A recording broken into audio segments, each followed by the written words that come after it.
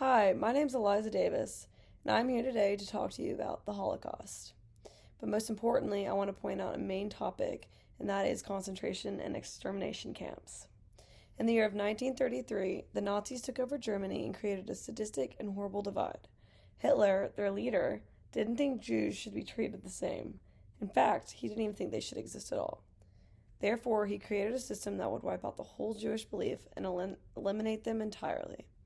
These systems were known as concentration and extermination camps that acted as a prison for Jews where they were murdered or worked to death. Many of these camps spread from Germany all across Europe. These camp conditions as a whole were things that no human should ever have to come across and experience. Now, they didn't all just start straight from the get-go going straight into concentration camps. There were things called ghettos that where they were forcibly evacuated from their homes where their families were moved to, and these conditions were horrible, just almost as bad as the camps, but not as deadly. But little did they know this would not even be the worst part of it. Despite the awful lifestyle in the ghettos, the worst was yet even to come. As more and more Jews came under Nazi rule as they spread across Europe, the issue of overpopulation arose. It started to become a problem because there were so many of them and the Nazis didn't even know what to do with all of them. Thus led to the creation of camps. It was a very horrible tactic that they used to persuade and convince the Jewish people to cooperate with transporting them. They were told that they were headed to work and then they would get food at this unknown place, so obviously they were very overjoyed. They were told, like, oh, once you get there, you're going to be able to shower, and then on the other side of this place was going to be a great new, better conditions than the ghettos, as they may think. But that is not exactly what happened, and on the other side of these showers it led to nothing. So, hundreds would enter a time in groups, but they never came out on the other side. Now, I'm going to get into the part about how they kind of transferred them.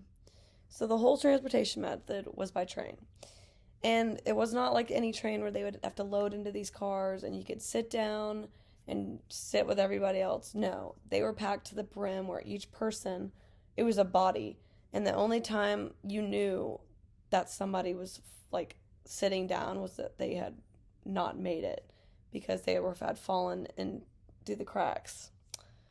Now, once they got to these places, they were separated by families, and some of them were by gender, but majority was just you were ripped away from your family, and it was extremely devastating for these people. Now, getting into the camps, talking about the first one is Chelmo, which was located in Poland. Now, majority of them were across kind of all over Europe, but majority of them were actually in Poland. After Chelmo came the 3 Operation Reinhard camps. The first one was Belzec, and this camp was designed solely to kill Jews.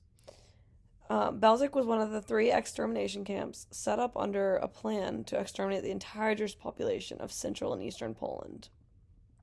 Every human that arrived there was put to death upon arrival, except for a few that needed to do some work, like going through clothing and things that others showed up with. They put forth these extermination camps because they just wanted to wipe out the population of Jews as fast as they could, and they realized it was the best method to do so.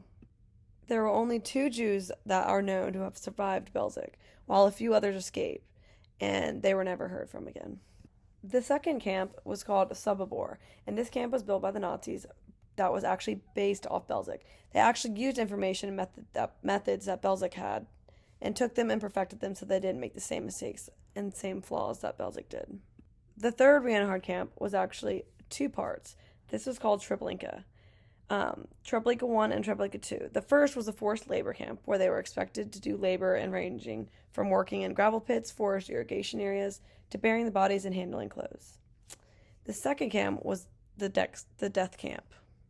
And the total extermination of this camp was 700,000 to 900,000 Jews. Like Sobibor, there were less than 100 survivors to have made it out of Treblinka. The death camp was shut down in 1943 and the labor camp in 1944. While there are many more concentration camps, these are the few that I wanted to touch on.